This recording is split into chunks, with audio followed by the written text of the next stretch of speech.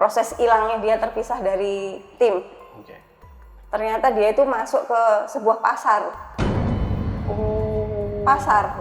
Itu pulau loh Mas, terisolasi, bener-bener tidak ada keramaian. Yang ada itu cuma suara serangga, burung rangkok, julang emas yang burung yang sayapnya semeter, bak itu sama monyet-monyet gitulah. Dia ngomong itu dia di pasar. Intinya dia di keramaian dan dia menemukan spot-spot untuk makan enak.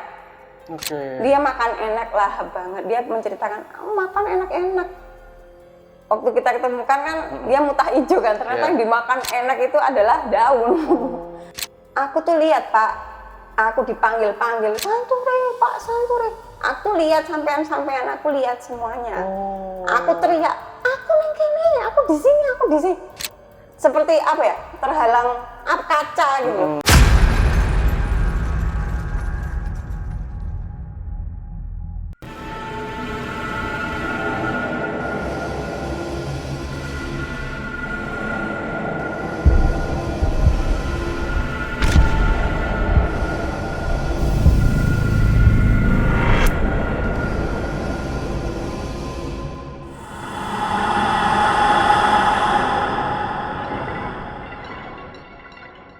Assalamualaikum warahmatullahi wabarakatuh. Jumpa lagi dengan saya, Ale Jejak Backpacker. Dalam obrolan misteri Jejak Backpacker kali ini, kembali saya menghadirkan seorang narasumber yang pernah mengalami kejadian mistis. Seperti apa kejadian mistis yang dialami oleh narasumber kita pada malam hari ini? Langsung aja kita sapa narasumbernya. Assalamualaikum. Waalaikumsalam. Mbak Feve. Iya, Mas Ale. Tapi kemarin Mas Suraihan tuh ngasih tahu namanya ini Babon, Mbak Babon. Iya, itu nama rimbanya. Nama rimba. Iya, Emang di sini banyak nama-nama yang ini ya, apa namanya? Nama kayak julukan gitu ya. Tidak ada Mbak Babon. Tapi lebih enaknya saya panggil Mbak Feve aja ya. Iya, Mbak gitu Feve. aja. Oke, jadi teman-teman, ini dalam rangkaian roadcast kita di Jogja, jadi kita kehadiran narasumber kita ini Mbak Feve ya. Dimana Mbak Feve ini katanya dulu pernah tersesat atau pesertanya ya, pesertanya ini pernah tersesat 24 jam di Pulau Sempu. Nah, seperti apa? Mungkin itu boleh dibocorin dulu nih Mbak Feve. Kejadiannya ini sedikit aja Mbak Feve. Jadi itu pesertaku hilang di Pulau Sempu. Pulau Sempu itu di Malang Selatan. Ada pantai bernama Sendang Biru dan menyeberang menggunakan perahu motor. Dan pesertaku hilang 24 jam di Pulau Sempu, seperti itu. Oh, oke. Kalau gitu disimpan dulu aja ceritanya Mbak Feve, kita lanjut setelah ini ya. Tapi sebelum Mbak Feve bercerita lebih lanjut lagi, saksikan setelah OMG yang satu ini. Kopi Liong Bulan, nuansa legendaris di mana keunikan rasa dan aroma mengalir dari setiap biji kopi pilihan. Keistimewaan yang dipersembahkan bagi mereka yang menghargai cita rasa terbaik. Gurih dan aroma asli yang khas dibuat dengan sempurna. Kopi Liong Bulan, keajaiban dalam setiap aroma. Oke, Mbak Feve. Nah, Mbak Feve kan udah ada di hadapan saya nih. Tepatnya kita ini lagi menginap di Jogja Village Hotel nih, Mbak Feve. Kalau boleh tahu nih, review sedikit nih tentang Jogja Village Hotel. Waktu pertama kali Mbak Feve masuk tadi seperti apa nih hotelnya? Jogja Village ini pertama masuk itu nuansanya klasik ya. Jadi untuk orang-orang kota yang butuh hiburan, maksudnya lebih adem, suasana nyaman, cocok ke sini. Soalnya ini kan asri, dia tuh banyak pohon, terus apa ya? Kayak pedesaan gitu ya jadinya. Betul, malah kayak di Bali ya gitu. Furniturnya, terus dari kuncian pintunya, jadi ranjangnya seperti mengingatkan kita tuh di rumah kakek gitu loh. Oke, Jadi betul. bisa menguak Iya, memori-memori nyaman cakep ya. Oke, nah buat teman-teman yang mau menginap di Jogja, teman-teman jangan lupa nih mampir ke Jogja Village yang berada di Jalan Menukan nomor 5. Tempatnya adem, pokoknya asri banget deh. Oke, Mbak Feve, udah siap nih buat cerita? Oke. Oke, kalau udah siap, monggo silakan Mbak Feve. Ya, saya akan menceritakan kejadian waktu itu tahun 2011 ya. Saya bekerja, ini sebenarnya side job saya adalah seorang IO yang adventure. Ya, kita menemani tamu untuk rafting, hiking, outbound yang ekstrim ya, seperti itu, trail, downhill dan sebagainya. Saat itu kami dapat klien, yaitu perusahaan furniture dari Gresik. Pemiliknya orang-orang Eropa dan satu bosnya ada yang dari Afrika, orang Ghana ya. Jadi mereka itu memimpikan sebuah kondisi kantor yang orang-orangnya itu kuat. Karena bos-bosnya kan bule-bule ya, suka olahraga, suka kegiatan fisik. Jadi mereka meng-hire kami, IO ku namanya Virus Adventure. Ya, itu kami di Surabaya, saya orang Surabaya. Terus waktu itu dia pengennya ada challenging masuk ke sebuah pulau. Terus dia setelah kita ngobrol-ngobrol gimana nih Pulau Sempu. Waktu itu Pulau Sempu itu adalah sebuah cagar alam di Malang Selatan. Jadi kita harus ke Malang Selatan dulu, ke Pantai Sendang Biru. Baru kita nyebrang pakai perahu motor kan. Nah, challenge-nya adalah setelah 1 hari camping di situ, kita ada acara-acara kekeluargaan lah, kekerabatan di situ. Lalu esok harinya kita nyebrang di Pulau Sempu untuk melakukan trekking. Nah, untuk menuju sebuah laguna ya, namanya Segara Anak, itu primadona di Pulau Sempu. Jadi kira-kira ya kurang lebih kalau nggak becek 1 jam sampai. Tapi kondisinya becek dan Sempu itu tipikalnya adalah hutan hujan tropis. Jadi pohonnya udah yang pohon-pohon tua. Jadi percampuran antara beringin, bakau dan yang di bawahnya adalah karang. Waktu itu kita harus menuju ke Pulau Segara Anakan setelah menyeberang. Kita nyebrang sekitar 10 menit ke Teluk Semut-Semut, lalu jalan 1 jam ke Segara Anakan yang akan kita buat outbound. Kita outbound, ada paintball, ada amazing race dan sebagainya. Perjalanan menuju ke sana kan, jadi sekitar 60-an peserta itu kita handle 10 peserta 1 TL, tour leader, dan seterusnya kan. Jadi untuk keamanan mereka. Jadi nyampe di sana ya luka-luka ya, karena kan waktu itu habis hujan, kondisi hutannya rapat, dan cahaya matahari itu nggak tembus gitu loh. Jadi hutannya rapat, terus bawah itu karang dan lumpur. Jadi levelnya udah sulit, tingkat kesulitannya udah tinggi. Ya karena bos-bosnya ya orang Eropa itu tadi kan, jadi pengennya yang adventure. Oke, setelah itu kita seharian ke sana, sorenya kami balik ke Teluk Semut-Semut untuk kembali ke Pantai Sendang Biru dan akan kembali ke Gresik. Oke, setelah itu menjelang maghrib ya, jam 5-an, balik. Nah, perjalanan balik, seperti yang saya katakan tadi, 10 peserta dihandle 1 TL. Ya, setiap 20 meter kita cek. Lihat ke belakang, ada, aman, lanjut jalan. Nah, karena itu udah suasananya mau maghrib ya. Ngerti sendiri kan Mas, maghrib tuh suasananya gimana ya, kayak pertukaran antara siang dan malam, dan auranya udah nggak enak banget. Satwa-satwa juga udah mulai krik, udah serem-serem banget lah.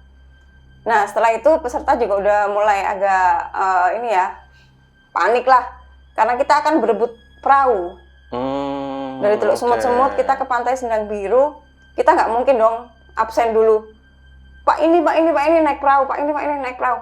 Yang ada mereka tuh crowded, semua pengen naik perahu duluan, sampai duluan, dan mereka pengen membersihkan diri dari lumpur. Dan pengen sholat, pengen apa kan. Ya udah akhirnya semua perahu penuh, oke, ready berangkat. Ready berangkat, di pantai kita mandi, bersih diri, dan prepare untuk ke bis. Ada 2 TL yang harus mengembalikan mereka ke Gresik kan. Di salah satu bis adalah saya. Nah, saya absen. Waktu saya absen, 1 orang nggak ada. Namanya Pak Santuri. Terus Pak Santuri, terus nggak ada. Pak Santuri, di mana Bu? Ada yang lihat Pak Santuri nggak? Terus, Bapak-bapak ada nggak yang tadi lihat Pak Santuri? Nggak ada Mbak, mungkin dilihat aja di musola apa di kamar mandi. Terus, karena aku bawa HT kan, terus aku ngubungin tim yang lain. Monitor, teman-teman, tolong dicek Pak Santuri, karena ini bisnya udah ready berangkat. Terus, ternyata nggak ada. Kita cari, kita sisir di Sendang Biru, semua kamar mandi nggak ada. Musola nggak ada. Di rumah warga nggak ada. Pokoknya warung-warung juga clear. Ya udah, akhirnya, ya udah ini kayaknya tertinggal di pulau. Nah, kita sampai membuat kesimpulan Pak Santuri tertinggal di pulau itu karena kita sudah keliling kan nyari, nggak karuan, nggak ketemu. Ya udah, teman-teman juga turun untuk mengkoordinasi dengan warga setempat ya, Koramil, kepolisian setempat, dan pihak-pihak terkait di sana. Ya udah, setelah itu tim kami kembali ke pulau untuk mencari. Jadi kita mondar-mandir semalam itu kira-kira sampai besoknya itu kira-kira 8 kali.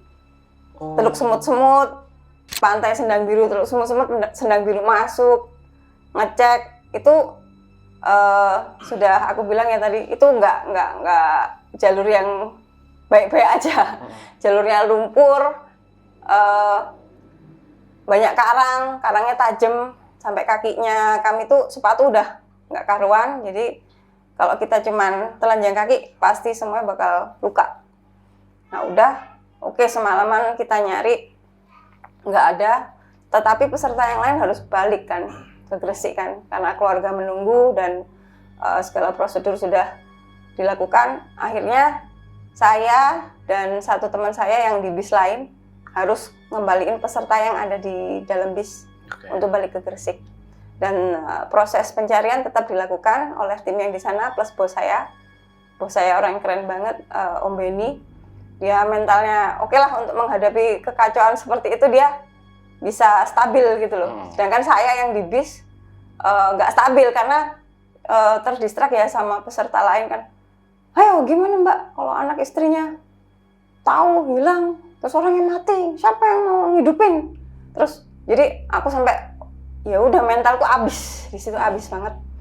Sampai Pak supirnya ikut-ikut ngedistrak, ikut-ikut marah ke aku kan. Aku gimana ini kan kita itu sudah tim yang maksudnya melakukan yang terbaik. Dan ini faktor X kan, maksudnya ini bukan human error karena kita sudah IO kami itu khusus adventure. Jadi 1 orang di semua tim kami punya beberapa skill. Jadi kita punya skill high rope, kita bisa rafting, kita bisa nge-trail, kita bisa naik gunung. Kita orang-orang yang adventure banget. Ya, waktu itu tapi kalau ngomong masalah mental, stresornya sangat tinggi di bis. Jadi perjalanan dari Malang sampai Gresik itu rasanya aku kayak di neraka, bener-bener yang gimana Mbak? Kabarnya gimana Mbak? Mbak udah ngomongin belum yang di sana? Jadi kan aku nggak bisa tenang sampai Hanangan lokasi sana. Oke, aku kembalikan mereka ke Gresik, perjalanan kira-kira sekitar 4 jam. Sampai di sana, supir bis itu seperti kayak ngambek gitu loh sama kondisi ini, ikut-ikutan ngambek. Akhirnya aku diturunin di terminal Bungurasi dong, di pinggir jalan. Jadi, wah gimana nih? Akhirnya aku ditelepon, karena aku dari tim pecinta alam, aku dijemput teman-temanku dengan kondisi kakiku yang udah parah, tersayat-sayat karang kan. Jadi traumanya itu sampai bener-bener, waduh gimana nih? ya udah aku tenang dulu, besok ke Malang. Kalau umpamanya udah ditemukan, aku ikut ke Malang, gitu kan. Ya udah, terus nggak ketemu lama, sampai besok paginya belum ketemu, siangnya masih pencarian terus. Akhirnya jam 5 sore Pak Santuri ditemukan. Oke. Ya, Pak Santuri ditemukan, dan ini akan terjadi proses wawancara yang gila ya, yang membuat kami semua tuh udah nalarnya udah nggak mungkin gitu. Kejadian itu sulit diterima nalar gitu loh. Hilangnya kan sekitar jam 5. Ketemunya juga jam 5, 24 jam. Dan itu ketemunya di atas tebing, Mas Ali. Dengan posisi Pak Santuri kira-kira bobotnya hampir 100 kilo. Di atas tebing.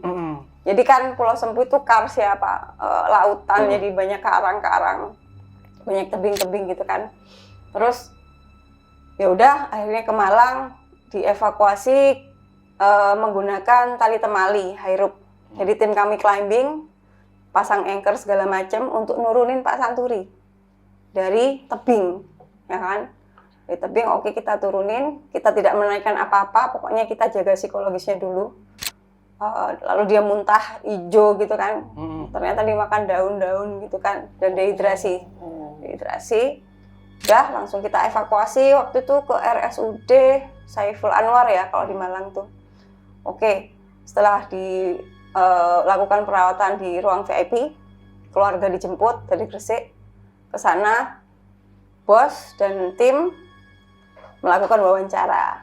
Nah, ternyata ya kejadiannya itu benar-benar di luar dugaan.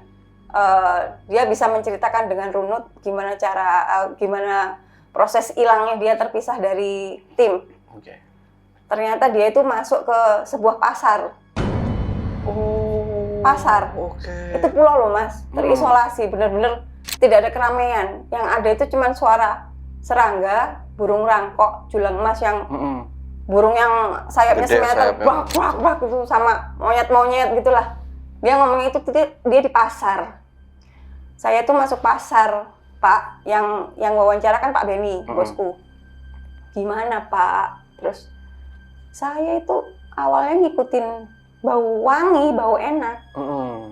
Dan ada mbak-mbak beberapa cewek di depan. Terus ngeliat ke belakang, ya udah teman-teman udah nggak ada, ya saya masuk ke sana. Masuk ke sana saya seperti di keramaian. Mungkin kalau istilahnya apa ya, pendaki atau pasar setan ya Mas ya. Aku nggak tahu lah. Intinya dia di keramaian dan dia menemukan spot-spot untuk makan enak. Dia makan enak lah banget. Dia menceritakan makan enak-enak. Waktu kita ketemukan kan dia mutah hijau kan, ternyata yang dimakan enak itu adalah daun. Daun. Dan dia sempat cerita, dia itu sempat apa ya, kalau orang Surabaya ngomongnya nyegat taksi, apa? Iya, nyegat taksi ya. Ngedat taksi gitu kan. Taksi. Ini kan di pulau gitu kan. Iya, Mbak, apa? Iya, Pak, aku tuh nyegat taksi gitu loh. Nyegat taksi terus aku mau pulang, minta pulang, terus tapi aku malah ditawarin makan makanan enak. Ya aku makan enak. Terus wong aku tuh hilangnya kan dari rombongan kan cuma 45 menit, dia bilang. 45 menit gimana kita kelabakan sampai mengerahkan segala personil kan, terus 45 menit berarti kan itu seperti ya nggak tahu ya, dimensi yang berbeda ya antara alam X dan alam manusia. Dia ngomongnya 40 menit padahal 24 jam seperti itu. Terus Bapak ngapain aja di sana? Ya aktivitasnya banyak kok Mbak, ngapa-ngapain, wong banyak yang berjual beli, banyak yang lalu lalang, banyak yang jalan-jalan. Terus oh seperti itu. Terus ya udah kita ya ngomongnya ya kayak orang biasa aja, maksudnya kalau mau kita makin nanya makin, Pak itu sampean ngikutin Demet atau gitu kan malah dianya kan ketakutan kan. Ya udahlah kita biarkan aja dia cerita seadanya. Ya intinya dia terus kan kita malam sampai pagi itu kan manggil-manggil terus kan. Pak Santuri luar biasa kan, dari malam bawa senter paginya sampai siangnya sorenya. Tim tuh 8 kali mondar-mandir kan. Bergantian. Jadi kita sampai ada tim yang ditarik, ada yang masuk, ditarik yang masuk gitu kan di pulau itu. Jadi gantian, ada door lock juga untuk logistik. Jadi gila-gilaan lah. Untungnya nggak gunung kan, jadi jalannya kan flat, cuman lumpur gitulah. Terus aku tuh lihat Pak, aku dipanggil-panggil, Santuri, Pak Santuri. Aku lihat sampean-sampean, aku lihat semuanya. Aku teriak, aku ning kene, aku di sini. Seperti terhalang kaca gitu. Jadi mereka didengar, cuman dia nanggapin nggak didengar gitu loh. Jadi kayak ada temboknya gitu kan. Ya kayak ada kacanya gitu kan. Aku di sini. Ya udah nggak didengerin. Padahal kita udah muter berapa kali, 8 kali kan di pulau. di daerah yang sama. Di daerah itu. yang terakhir sandalnya diketemukan. Oke. Ya, sandalnya diketemukan. Jadi dia tuh jalurnya sangat jelas di Pulau Sempu itu, tapi dia kayak belok kiri sampai ke arah tebing itu ke kiri ya. Ke kirinya Teluk Semut-Semut sampai kita melakukan high rope itu kita ketemunya itu di tebing di kiri Teluk Semut-Semut seperti itu. Ya. Gitu Mas. Kronologinya seperti itu sih. Tapi kata dia sampai nyegat taksi seperti nyegat itu taksi. kan berarti ini kayak semacam kota ya? Iya, kayak kota keramaian seperti pemukiman tepatnya ya. Ya rame ya. Seperti kehidupan normal di inilah. Dia ngomongnya seperti kehidupan normal ya. Neng pemukiman di desa di kota seperti itu. Jadi bukan di hutan seperti itu. Ya jadinya. Berarti kalau ini kan kita di Indonesia ya, maksudnya ke orang yang mitos-mitos yang percaya ada kota Saranjana, satu lagi yang di daerah mana itu kota apa? Lupa, yang satu lagi kota gaib. Enggak, Saranjana, satu lagi ada lagi. Apakah ini maksudnya termasuk kota itu juga? Mungkin ya. Aku tuh kan udah naik gunung Jawa, Bali, Sumbawa gitu-gitu kan. Ya cerita-ceritanya teman-teman kan setiap gunung tuh ada area pasarnya gitu kan. Ya mungkin ini seperti itu gitu ya. Tapi ya wallahu alam kejadiannya berlalu seperti itu. Tapi waktu pas ditanya itu si Pak Santuri. Santuri ini kayak ciri-ciri orangnya itu seperti apa sih? Manusia biasa. Tapi yang pertama kali dia hilang, yang bau wangi itu dia ngikutin cewek, cakep, rambutnya panjang. Terus udah dia masuk area itu, dia noleh ke belakang, udah semua tim dari King Fern itu kan perusahaan furniture ya. King Fern nggak ada, udah nggak ketemu lagi. Dan dia ngomongnya hilangnya 45 menit. Padahal luka-luka kita. Tapi untuk yang normal dengan bobot berat badan seperti itu, dia ada di apa namanya tanjakan, tebing. Impossible.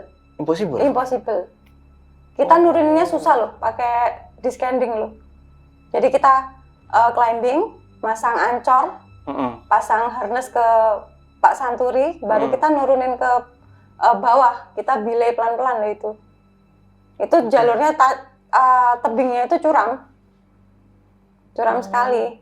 Jadi itu impossible, nggak mungkin dia bisa dengan bobot hampir 100 dia ada di atas tebing, ketemu aku di sini terus, kita tim kan langsung butuh hirup, butuh peralatan, ya udah kita selalu bawa karena waktu itu juga tim kita ada yang spesial di bidang itu, ada.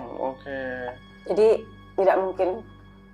Impossible ya. Sama halnya kejadiannya kayak di ini ya, si yang di Gunung Guntur ya. Gibran. Ya, yang hilang 3 hari ya. Iya, betul. Memang banyak orang yang pro dan kontra ya dengan kejadian itu.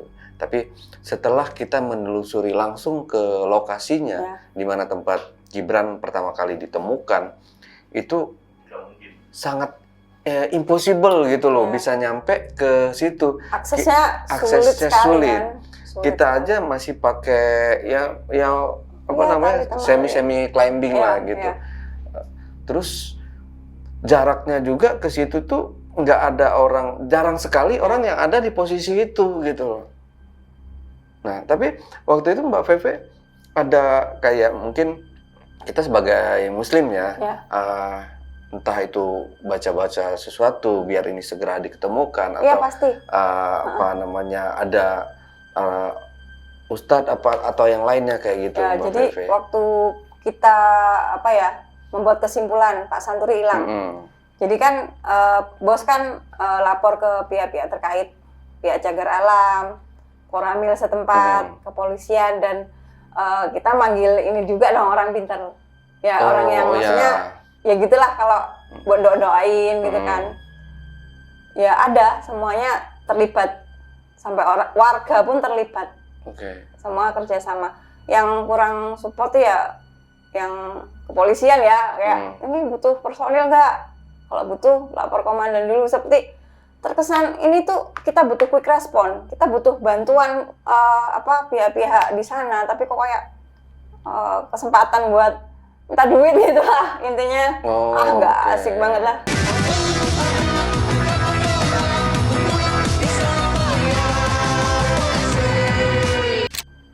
Kita tuh suasananya duka kan waktu itu. Nah, semua depresi lah. Harusnya tanggap cepat Harusnya, ya, tanggap darurat ya, seperti itu kami ya. butuh bantuan cepat lah waktu itu. Kalau normalnya, kalau sekarang Sempu itu kan cagar alam. Kalau sekarang sudah sulit sekali, kecuali untuk keperluan konservasi.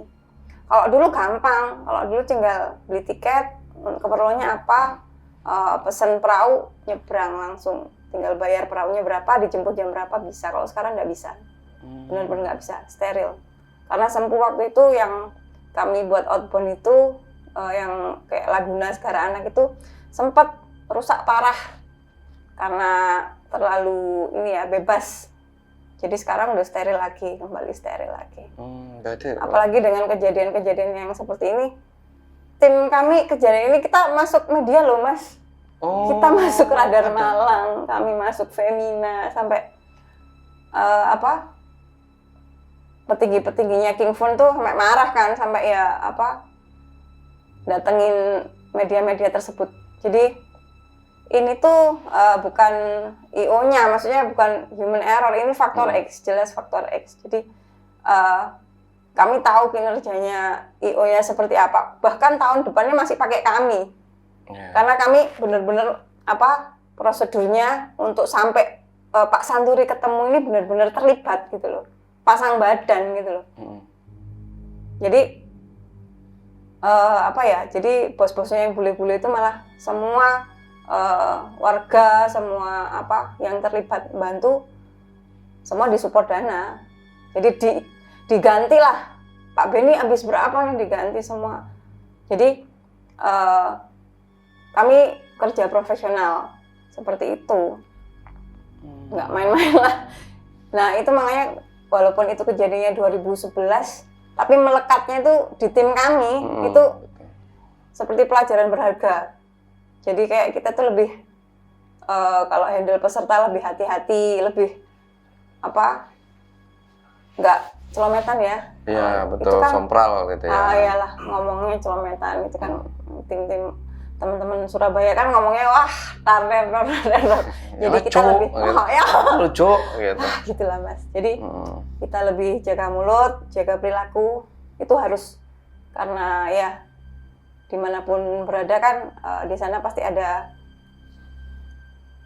unggah-ungguh ya, ada makhluk yang menghuni lah. Kita harus mengimani itu.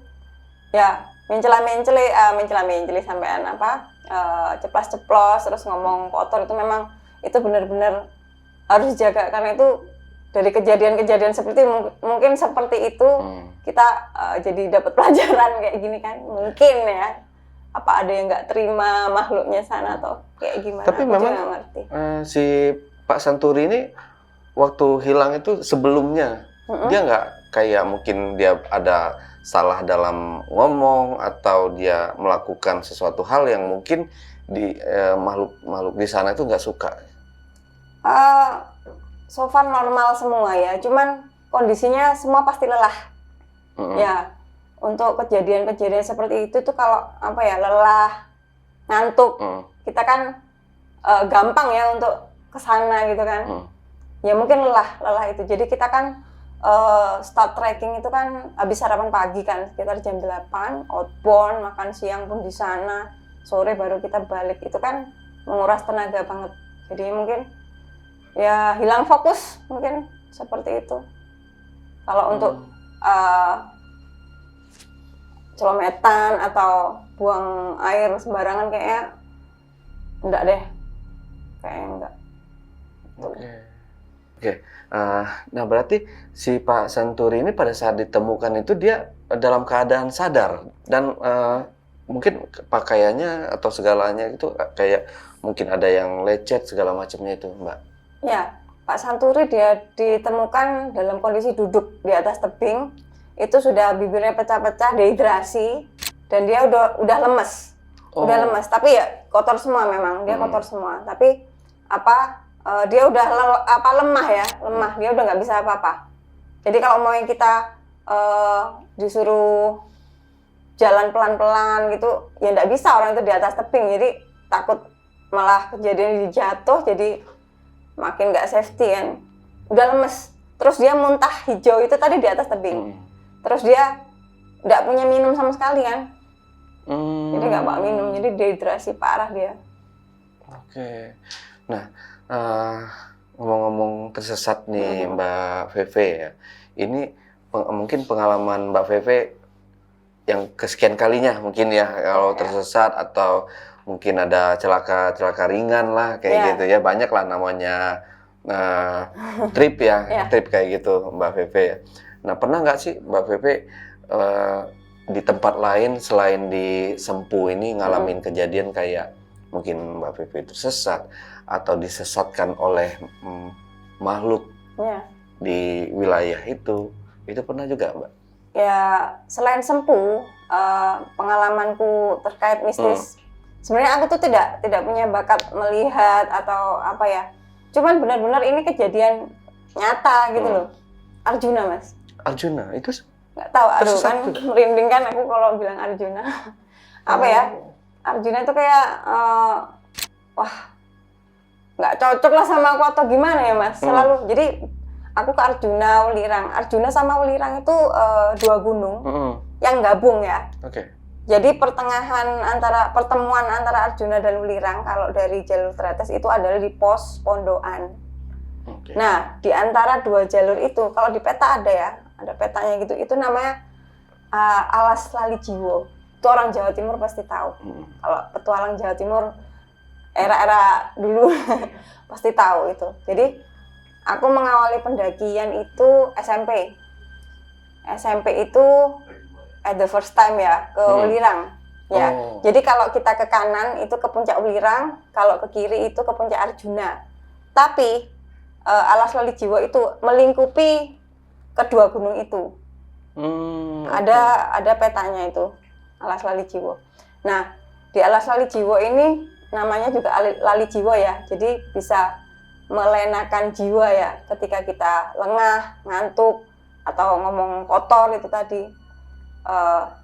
Memang di situ tempatnya itu enak, jalannya datar, banyak bonusnya. Anginnya bagus, banyak bunga-bunga kuning yang kayak di taman-taman seperti itu. Tapi benar-benar membuat kita itu terlena. Jadi waktu itu aku ke sana sama kakak-kakak pramuka. Ya, ini bukan trip ya. Aku belum masuk ke trip, ini masih yang justru ini pengalaman pengalaman pertama dulu ya. Ada banyak cerita masalah Arjuna. Yang pertama itu aku masuk sama anak-anak pramuka pendakian, anak-anak SMA 6 Surabaya. Aku dari SMP 1 Waru, itu kakak-kakakku pramuka kan, aku diajak, ayo dek naik gunung, oke. Terus udah ke sana, nah kita pendakiannya sampai malam. Harusnya malam itu tidak, setelah kita pelajari waktu udah belajar ilmu kepecinta alaman, ternyata naik malam itu sangat gak ideal gitu loh. Jadi kita kan nggak tahu medannya seperti apa, kita juga nggak tahu ada penghuni yang terganggu atau enggak, kita kan nggak ngerti. Ternyata kita jalan sampai lelah, sampai jam 9, muter-muter aja gitu loh. nggak nyampe-nyampe. Padahal kan ada pos namanya kop-kopan. Kop-kopan itu untuk mengepul belerang, Mas. Terus ke pondokan kira-kira ya nggak selama itulah, kira-kira umumnya naik ya 2 jam, 3 jam gitu kan. Ini tuh parah sampai 5 jam, 6 jam gitu kan. Ternyata mataku ini ngelihat gundukan rumput. Gundukan rumput itu aku muter itu 7 kali. Oh. Ya, aku sampai kok muter lagi gini kan. Tak jalan. Kok itu lagi? Ternyata tapi aku kan nggak berani speak up ya Mas, karena itu gelap dan aku takut mendistrak rombongan lain, takut atau gimana, apalagi aku paling muda gitu kan. Terus yang kakakku tuh Kak Eri, oke berhenti dulu. Kenapa? Aku bilang gitu. Kita kayaknya muter-muter terus di sini. Loh, tapi aku belum ngomong. Padahal yang tak rasakan sama. Aku melihat gundukan rumput itu 7 kali. Ya seperti itu. Jadi wah merinding banget kan. Terus yaudah jangan ada yang ngantuk, kita berdoa dulu ya adik-adik, kita berdoa dulu. Oke Kak, berdoa. Oke, siap ya, dilanjutkan perjalanannya ya. Setelah kita berdoa, jalan 10 menit udah pondokan Mas. Langsung kayak kebuka slet, langsung pos pondokan rame. Jadi pos pondokan itu selain kop-kopan untuk ngetemnya orang penambang belerang,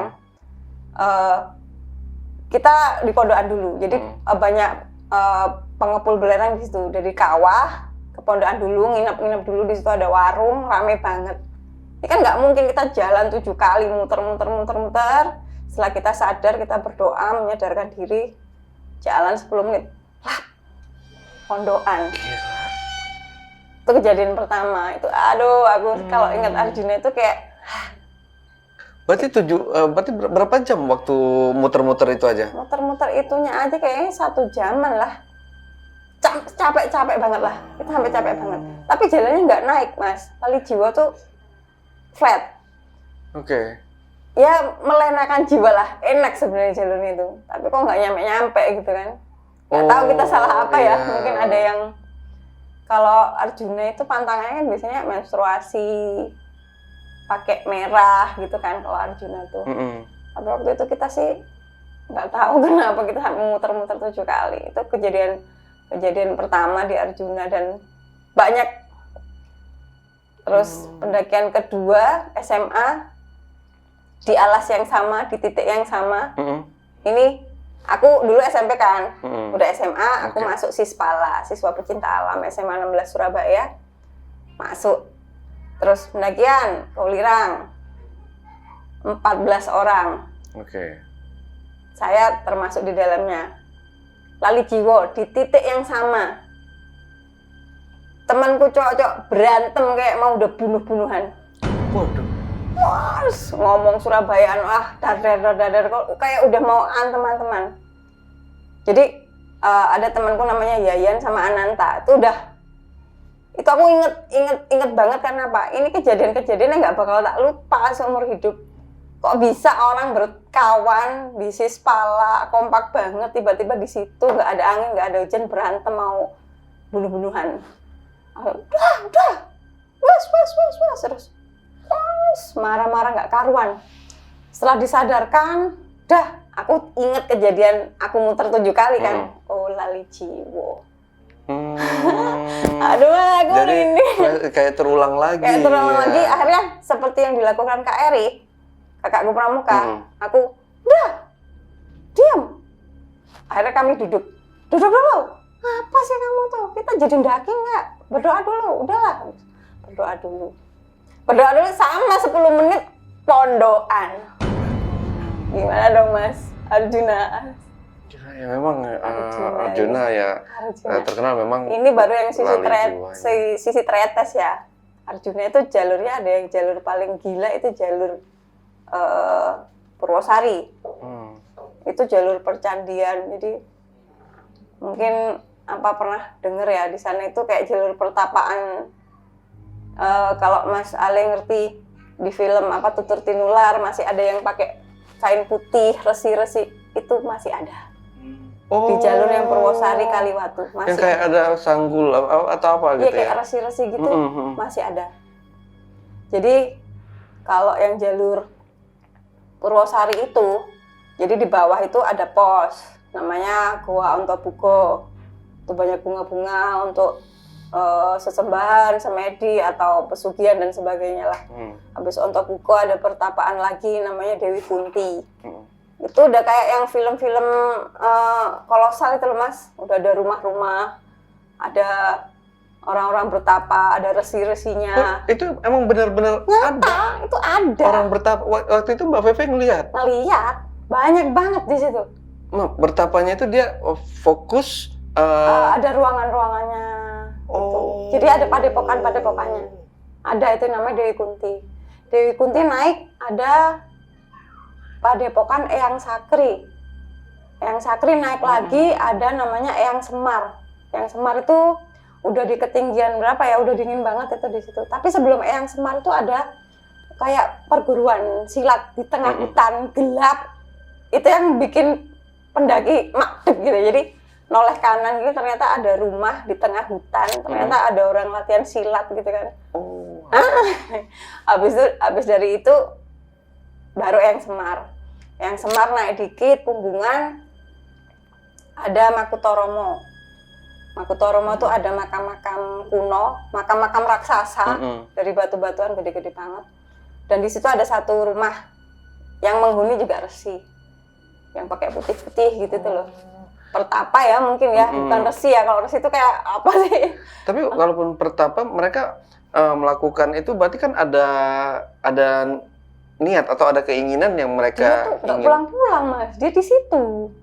Tapi nggak tahu dia makannya dari berarti apa. mengilmu atau Mungkin ya, karena dia kan dari kostumnya, dari lelakunya kan udah kelihatan ya. Jadi orangnya ngomongnya kalem, santai. Sini Mbak, Mas nginep sini. Ada satu kelompok pendaki bikin tenda di Makutoromo. Di dekat makam-makam raksasa itu tadi kan. Udah Pak, mriki mawon di sini aja gitu kan. Udah diingetin lagi kedua. Masuk Mas, nginep sini aja. Itu kan rumahnya kayak panjang gitu kan. Terus jadi kayak ada dipan kayu buat pendaki-pendaki memang. Terus ada satu keren atau pawon gitu kan untuk ngangetin menghangatkan diri. Ya. Terus diingetin 2 kali, Mas, masuk aja. Terus mas-masnya masih di sini aja Pak, enggak apa-apa. Ketiga diingetin, Mas masuk, kalau nggak mau tendamu pindah. Langsung masuk. Gila. Terus atasnya Makutoromo naik lagi ada Candi Sepilar. Candi yang runtuh, ada pilar-pilarnya, kanan kirinya ada patung, apa itu kayak patung selamat datang itu. Yang reco gitu loh Mas, reco pentung gitu ya. Gitu oh tuh, ya, yang gendut, yang duduk gitu ya. Yang duduk gitu kan, itu ada, masih ada. Tapi ini ada kayak apa ya, kayak pesugihan kayak gitu ya kali ya, orang yang datang ngilmu ya, kayaknya ngilmu ya. Jadi kayak semakin ke atas bertapanya kayak semakin tinggi pencapaiannya mungkin ya. Saya juga kurang tahu ya. Ada salah satu narasumber saya juga pernah datang, katanya dia salah satu kuncen di Gunung Arjuno. Oh ya. Dia kerjanya kayak mengantar orang yang mau melakukan ritual kayak pesugihan gitu. Jadi di sana ya dia deket-deket makam gitu juga sih. Iya. Saya kurang paham. Makam tuh ya, Makutoromo tuh makam, Eyang Semar ya makam. Terus atasnya sepilar tuh ada Jawa Dwipa. Itu cuman seperti batu gitu. Naik lagi baru pertigaan antara jalur ke Lawang, kebun teh Lawang, terus ke puncaknya namanya Puncak Ogalagil. Itu namanya Puncak Arjuno. Katanya Kak yang bisa bertapa di situ udah yang paling top hebat levelnya lah mungkin ya, seperti itu. Ya aku cerita-ceritanya senior ya, seperti itu. Jadi kenapa sih pertapaannya kok bertingkat-tingkat? Ya karena ya itu beda ketinggian, beda level gitu kan. Jadi aku mendaki sama suamiku yang sekarang ya, waktu dulu belum suami, ke sana sama adik-adikku pecinta alam SMA 16 juga pernah aku ajak ke situ. Tapi yang beda jalur ya Mas, bukan yang Wali Jiwo tadi. Ini yang jalur Purwosari ke situ. Pas turun, aku jadi 2. Aku jadi 2 itu gini. Namanya Michelle. Sekarang tinggal di Dubai ya adikku tuh. Terus, Mbak, kok mau di belakang? Ya aku dari tadi di belakang kan. Aku ini sweepingin kamu. Terus, Mbak tuh di depan. Michelle, aku tuh dari tadi di belakangmu. Terus, kamu tuh di depanku, kamu tuh belok kiri. Ngerti Mas, kiri itu apa? Jurang. Astaga. Nah kan aku mati kalau ke kiri. Itu Arjuna lagi. Aku sama, nah itu pendakian terakhirku aku sama calon suamiku itu yang sekarang jadi suamiku. Setelah itu aku udah nggak mau lagi ke Arjuna. Nggak tahu ya Mas, kayak udah kok ada gini-gini trauma terus, gitu ya. aku Karena setiap naik ke Arjuna kayak nggak jodoh ini. Kenapa sih berantem banget kayak sama. Tahu ya Mas. Jadi aku setelah itu aku memutuskan udah aku nggak ke Arjuna lagi. Nah, Oke, berarti terakhir ke Arjuna tahun berapa tuh? sebelum nikah ya 2012. 2012, udah cukup lama. Setelah kejadian Sempu berarti. Sempu 2011 akhir tuh. Ya aku udah nggak mau lagi. Jadi menata hati untuk menghilangkan trauma Sempu, trauma-trauma di petualangan itu sebenarnya dengan petualangan lainnya. Jadi aku ini seperti melawan. Ya udahlah. Intinya gimana? Gunung ini aman. Gunung ini gimana? Aman. Raung gimana? Aman. Argopuro aman. Yang nggak aman mana? Arjuna. Aku nggak bisa lagi. Udah bener-bener aku yang nggak mau lagi lah aku. Mungkin ada sesuatu mungkin ya dari Mbak Feve yang mungkin mereka inginkan gitu ya. Mungkin ya, nggak tahu aku. Ya wallahualam Mbak ya. Mas aku ada kalau cerita Arjuna itu kayak dingin semua badanku ada. Oke, Mbak Feve ya, pengalaman yang tentang tersesat banyak juga ya Mbak Feve ya. Apalagi ke Arjuna, mungkin nggak bakal ke sana lagi. Atau mungkin kalau misalkan ada kesempatan untuk ke Arjuna lagi gimana nih Mbak Feve? Enggak dulu deh, milih destinasi lain mungkin ya. Destinasi lain ya. Kalau umpamanya anakku kan juga kebetulan juga suka naik gunung kan. Kalau minta ke Arjuna mungkin sama Om ini aja. Ibu enggak. Oke, kalau gitu Mbak Feve mungkin di pendakian-pendakian lainnya ya mungkin aman-aman aja ya. Semoga bakal aman-aman terus. Amin. Ya Mbak Feve ya, jangan ada kejadian-kejadian yang seperti itu lagi. Kita harapkan ya kayak gitu ke Mbak Feve sama timnya, sama tripnya juga. Nah terakhir Mbak Feve mungkin ada yang mau disampaikan ke penonton atau pesan-pesannya nih ke penonton di rumah. Silahkan Mbak Feve. Berpetualang itu apa ya, cara menghargai hidup yang cuma satu kali. Ya. Jadi jangan sia-siakan hidupmu dengan yang flat-flat aja. Tapi dalam petualangan kamu harus safety. Kebetulan aku sekarang kan di Survival Skill Indonesia kan. Karena banyak pengalaman gila di petualangan, jadi aku pengen sekarang petualangannya lebih aman. Jadi jangan sampai berpetualang tapi cuman bondo nekat, bondo pengen bikin konten. Jadi bekalilah dirimu dengan safety. Tuh. Oke, terima kasih Mbak Feve. Oke, JPackers, itulah tadi obrolan misteri jejak backpacker bersama narasumber kita Mbak Feve. Jangan lupa untuk selalu support channel YouTube Jejak Backpacker dan channel YouTube Ale Jejak Backpacker. Buat teman-teman juga yang punya pengalaman menarik dan ingin bercerita langsung di studio Jejak Backpacker, teman-teman dapat menghubungi admin melalui nomor WhatsApp di 0858 476 683 atau di 0852 1234 5683. Wassalamualaikum warahmatullahi wabarakatuh. Oke, Mbak Feve, terima kasih buat waktunya. Maaf ya Mas kalau ada yang minum. Iya. Kalau tidak sesuai ekspektasi, nggak punten, saya juga cuman natural aja. Sampai jumpa.